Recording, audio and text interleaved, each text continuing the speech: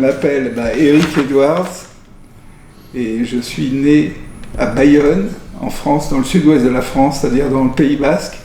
Moi, je suis la 6e génération à la suite de dentistes, les uns derrière les autres. Voilà. Bon, à part ça, puisque vous me parlez de la collection, moi j'ai été collectionneur depuis tout petit. C'est-à-dire que quand j'étais en classe, c'était un peu comme tout le monde à l'époque, je collectionnais les buvards. Vous savez, quand on écrivait avec de l'encre avant, il y avait pour faire sécher l'encre. J'ai collectionné tout ce qui me passait sous la main, les boîtes de camembert, vous voyez, tout ce qu'on collectionne quand on est petit, des vignettes de chewing-gum, enfin des choses comme ça. Voilà. Donc j'ai la collection dans l'art.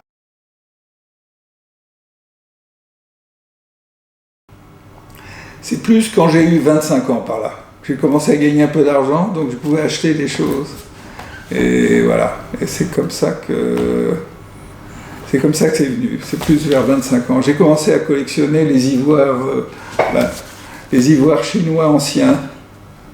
Parce que j'en ai vu un et j'allais beaucoup à l'hôtel Drouot.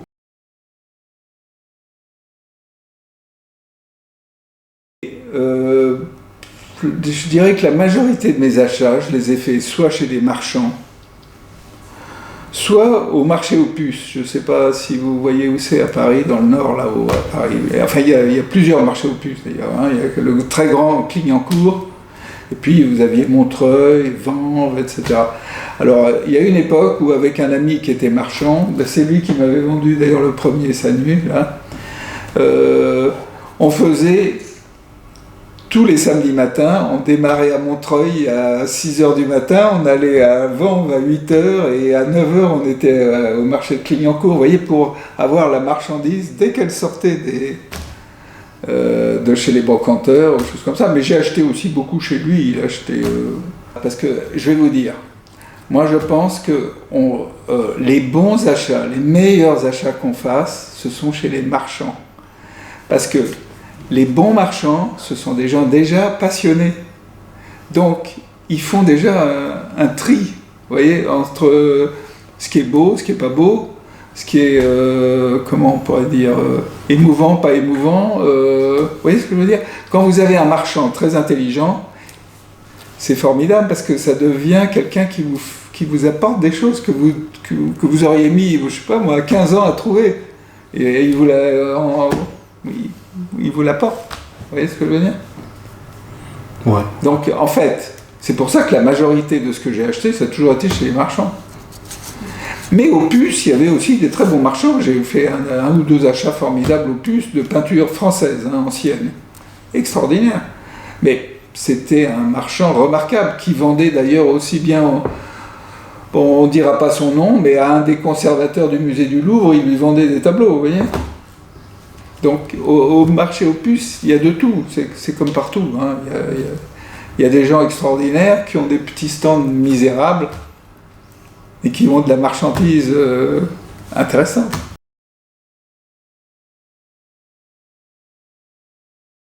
Tant mieux pour eux s'ils arrivent à faire quelque chose, mais je trouve pas ça intéressant du tout parce que... Et d'ailleurs souvent, de mon point de vue, ils font d'énormes erreurs qui valent très cher et qui revendent très cher, mais tu sais, c'est toujours comme ça, c'est le dernier qui achète qui fait la grosse bêtise. Et en fait, non, moi je pense qu'une œuvre d'art, il doit y avoir 3 qualités. Je pense d'abord ça doit être beau, il faut qu'on soit ému, et il faut, je pense, que l'artiste, ce soit quelqu'un qui ait une pensée, vous voyez ce que je veux dire? Et s'il n'y a pas les 3 à la fois, ça ne m'intéresse pas. Vous voyez, c'est pas compliqué. S'il n'y a pas les 3 à la fois, ça ne m'intéresse pas. Il faut que ce soit beau, émouvant et spirituel. Ah oui, spirituel. Intellectuel. Spirituel. Parce qu'intellectuel, ça peut vite virer à une espèce de jeu un peu, stérile. Vous voyez? Une œuvre d'art, ça doit être fécondant. Je ne sais pas comment vous dire, ce dessin-là, par exemple, je l'ai acheté 800 francs. 800 francs, ça fait 200 €, 250 € maintenant, vous voyez, 300 € peut-être. Ouais. Allez, 300 €. Vous voyez? Bon, Alors évidemment, maintenant on dit ah formidable, etc. Mais à l'époque, vous voyez, les gens sont trop fixés sur le prix.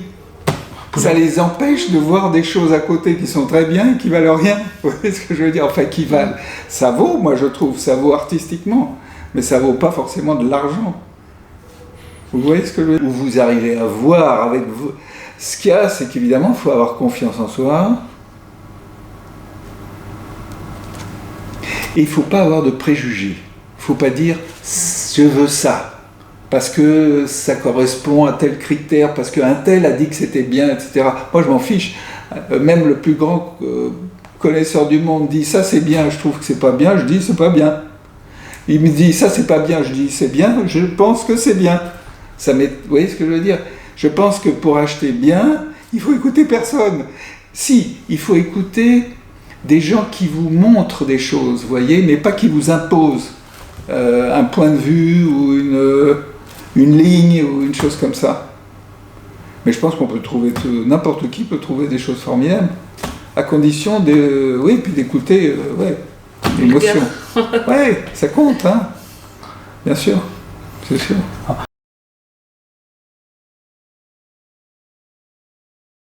Mais autrement, non, pas de raison. Après, si je les ai achetés, c'est pour pouvoir les regarder de temps en temps. Vous voyez ce que je veux dire? C'est le plaisir, c'est pas le... Justement, moi, je n'ai jamais eu de but spéculatif. Jamais. Jamais. J'étais sûr que ça avait une valeur, mais une valeur en tant qu'œuvre d'art, pas en tant qu'argent. Vous voyez ce que je veux dire? Alors, de temps en temps, ça tombe bien que ça se traduise par une valeur en argent. Mais c'est pas mon but, ça m'intéresse pas ça. Enfin, je veux dire, c'est jamais ce qui m'a... D'ailleurs, non, jamais.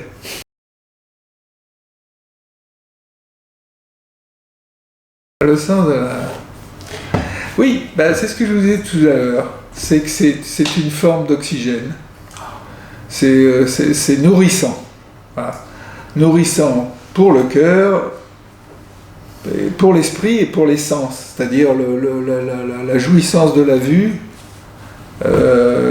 l'émotion et l'esprit. Oui, il faut qu'il y ait les trois à la fois. Mais c'est ça, hein, c'est que ça me nourrit, ça me fait du bien. Vous voyez, voilà, ça me fait du bien. Ça m'aide à être en meilleure santé, si je peux dire.